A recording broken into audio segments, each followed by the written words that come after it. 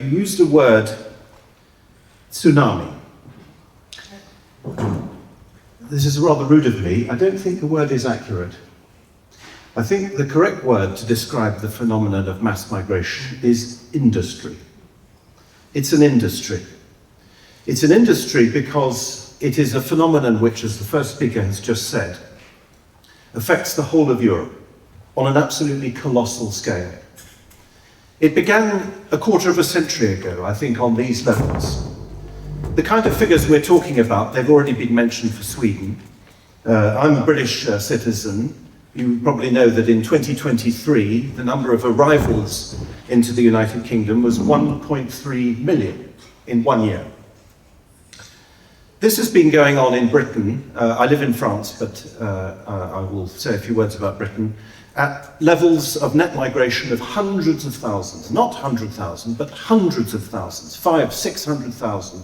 It's been going at that levels for a quarter of a century. And that's why I say that we have to understand the problem of migration as an industry.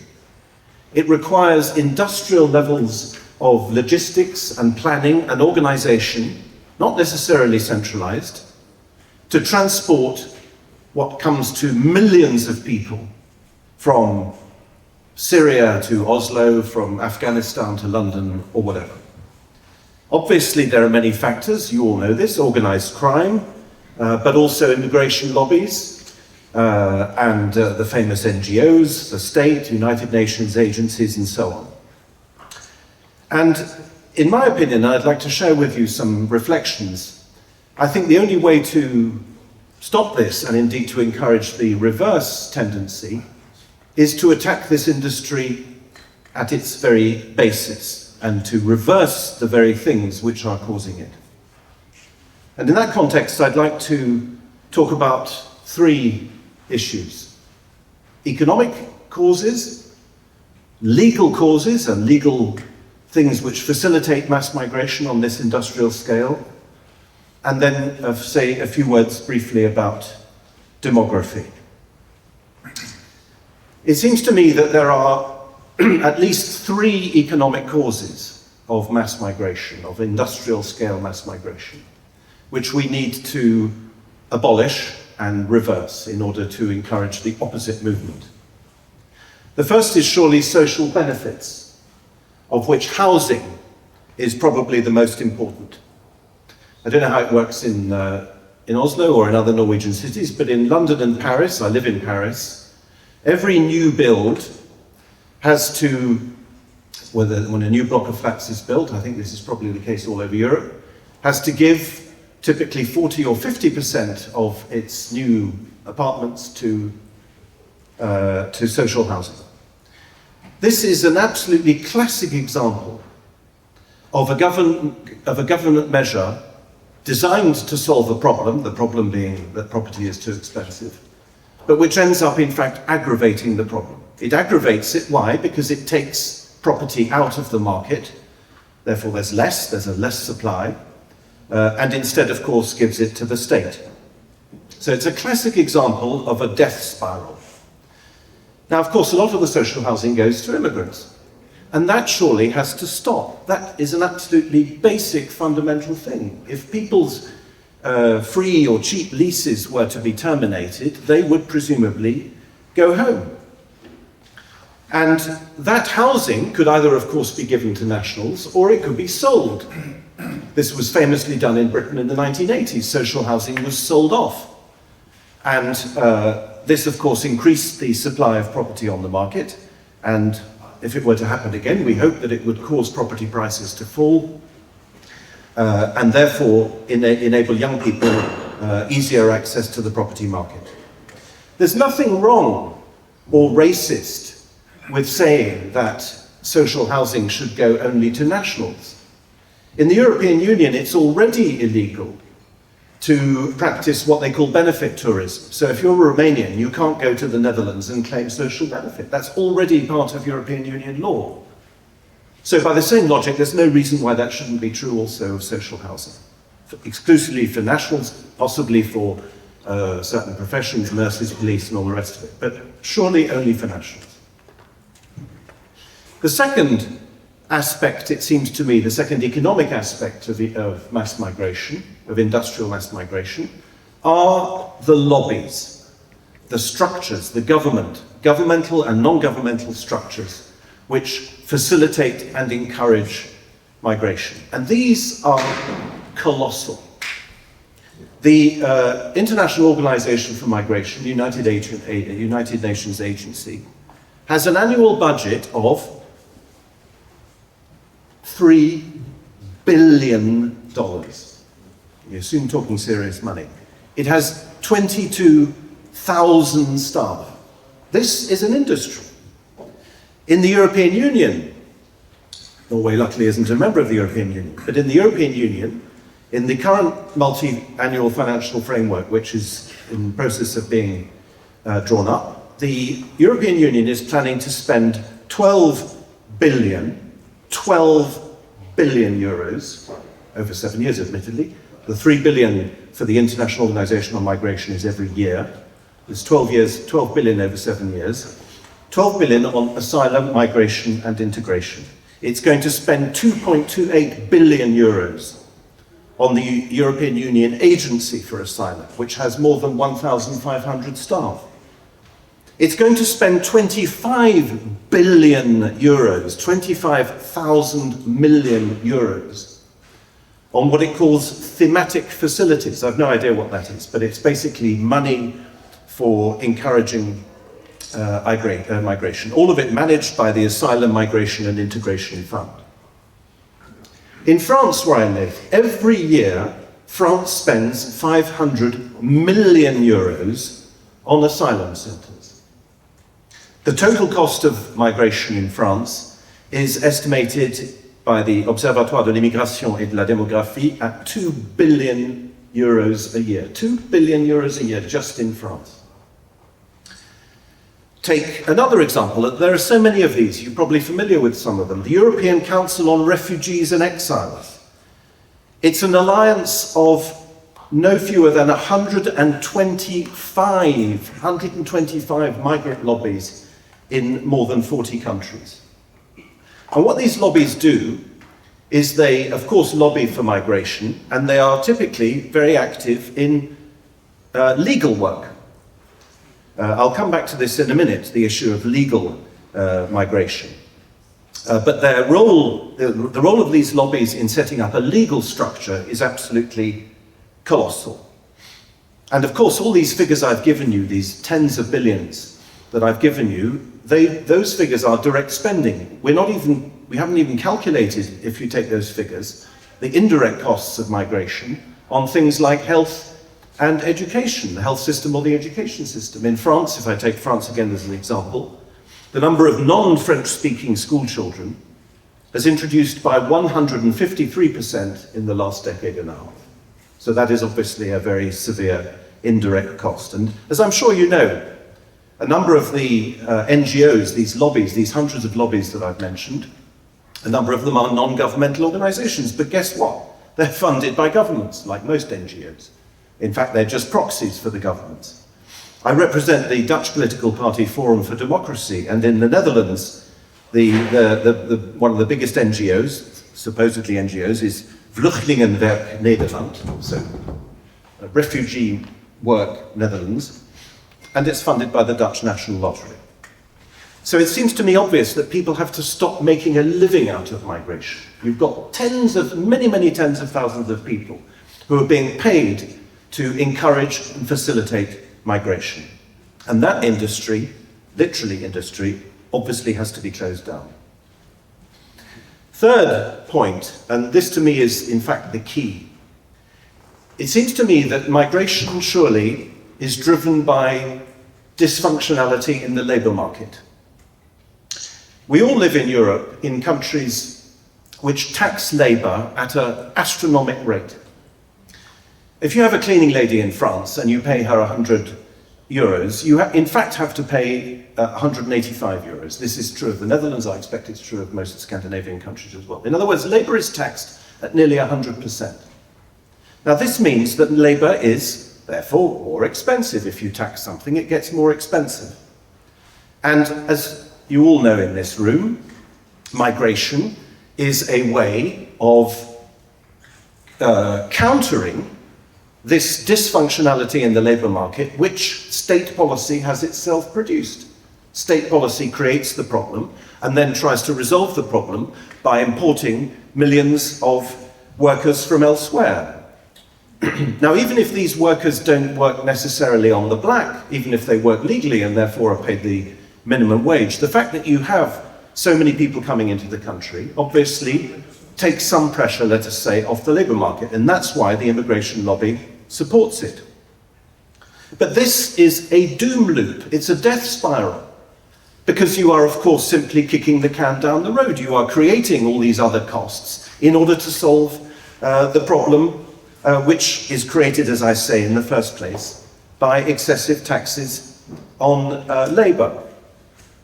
And everybody says if you increase in migration, you increase gross domestic product. But that is true only in absolute terms, because there are more people. It's not true in per capita terms. And if we look at the countries of Europe, which have had, Europe is a terribly low growth area generally for all kinds of reasons, also including high taxation. But if we look at countries like Poland and Slovenia and Slovakia, where there are much lower levels of immigration than in Western Europe, well, guess what? They have higher growth rates than we do. And some of these countries are now taking over the traditional countries of Western Europe. Slovenia, for example, now has a higher per capita GDP than Spain. So immigration represents a drag. It's not an economic benefit, it's a drag. There's another issue, and that is monetary policy. All our states are drowning in debt. The United Kingdom borrows £150 billion a year. It spends £110 billion a year servicing its debt. It's basically nearly bankrupt.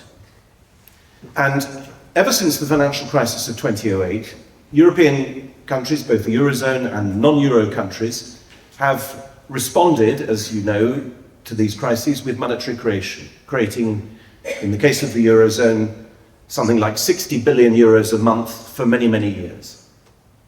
When you print so much money, you have inflation. It's absolutely obvious. And you may know that the British Prime Minister, now ex-British Prime Minister Boris Johnson, after the COVID pandemic, has said on television, he said in an interview, that the Treasury came to him, the Ministry of Finance came to him, and said, well, you've printed all this money, you've printed, I think it was 300 billion pounds in a matter of months. You've printed all this money, you're going to get inflation. The only solution is to import masses of migrants in order to drive down labour costs. So again, it's a bit like with the housing. We see how the state, or taxing labour, the state creates a problem and then creates another problem in order to try to solve the problem which it has itself created.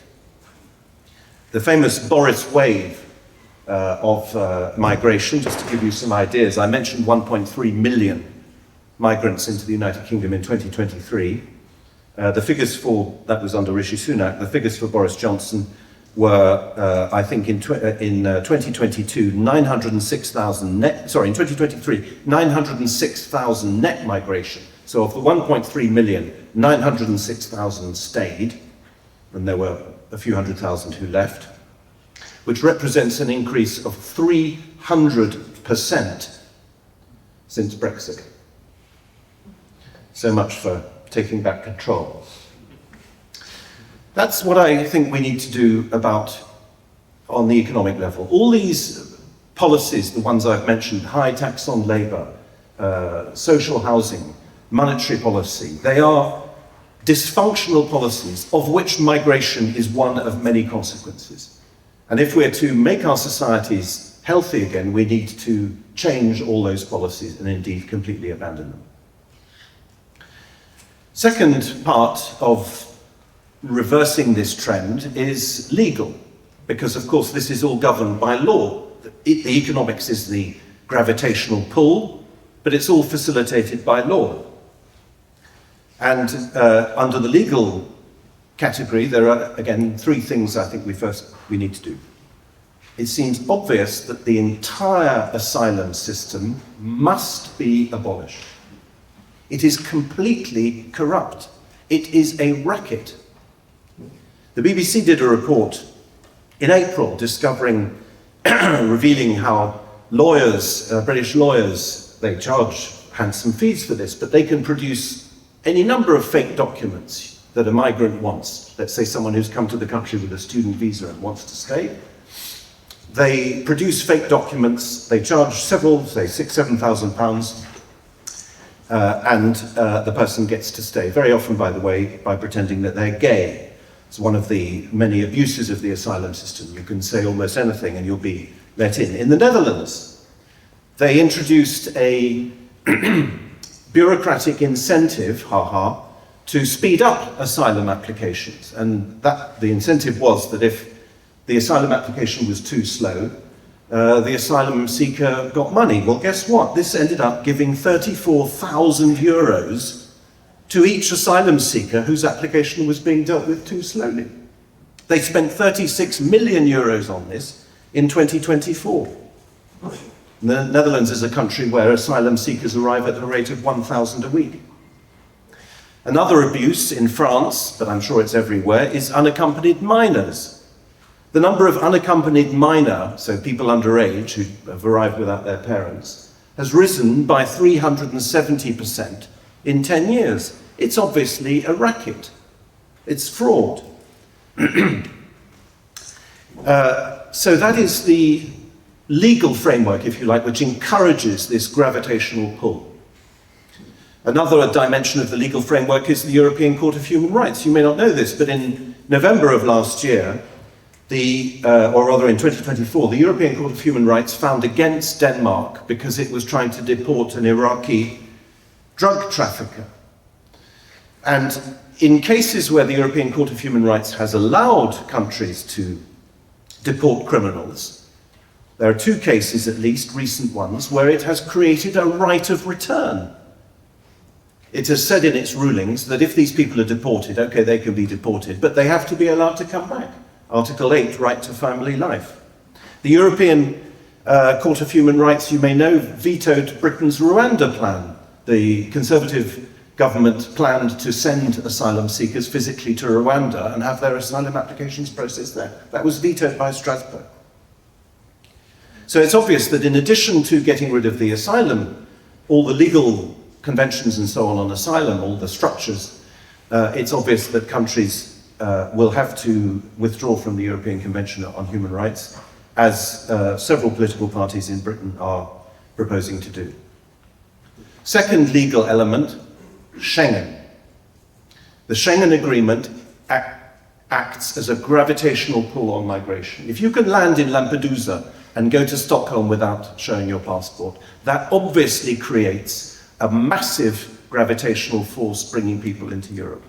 And I know this personally from having visited a Red Cross refugee, asylum or whatever you call it, camp outside Calais in the late 1990s. This camp was set up by the Red Cross because suddenly, within a couple of years after Schengen entering into force in 1995, guess what? People arrived, the ones who wanted to cross the channel all ended up in Calais. There's a direct cause and effect between the Schengen Agreement, which, as you know, abolishes internal frontiers inside the Schengen zone, and immigration.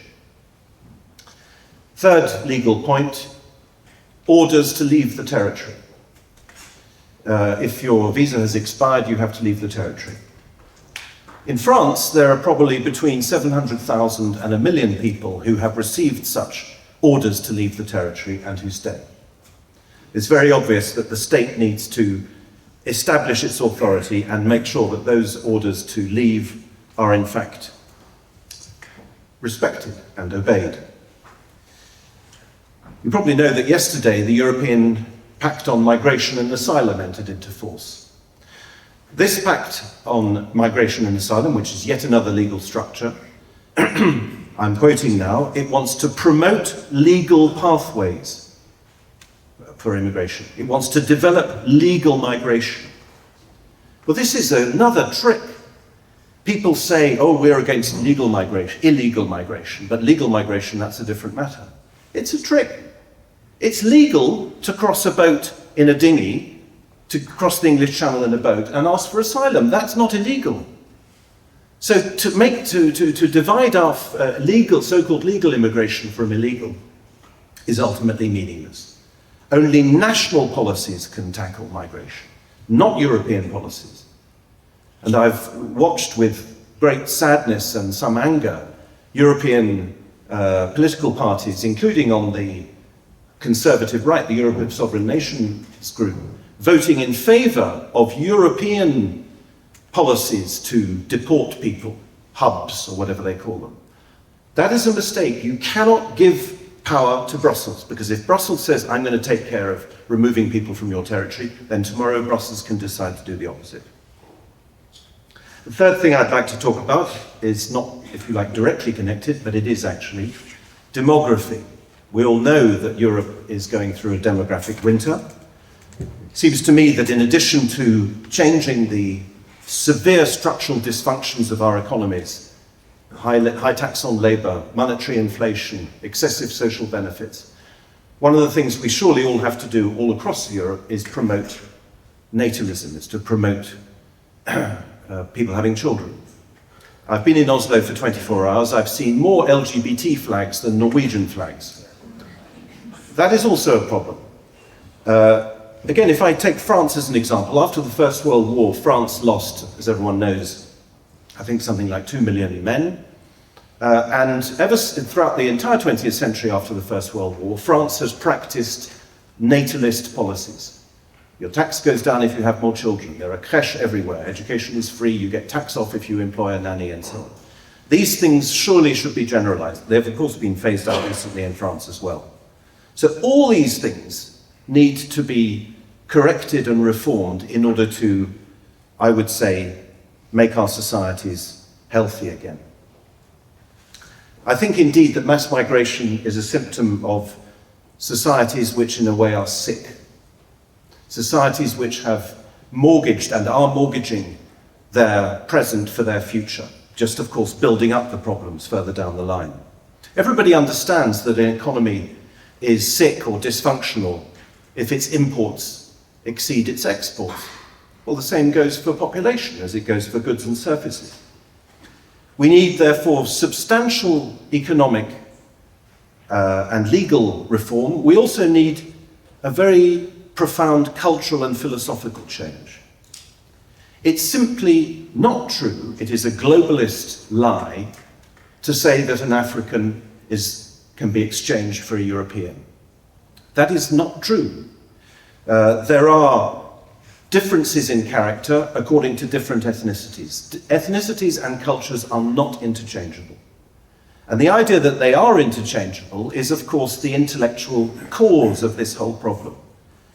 It's a horrific combination of woke ideology and naked capitalism, or rather it's not capitalism, because precisely it is a system, a racket, by which profits are privatized and costs are socialized. So I think that just as ethnic bonds are a reality for migrant groups, as everyone with eyes to see can tell, these people stick together, these same bonds should be strengthened also for Europeans. If we remove the root cause of mass migration, the root causes of mass migration, this sick combination of borderless globalism with massive state spending financed by debt, if we do that, then I believe the current levels of migration will disappear and possibly even go into reverse, as I hope. Thank you.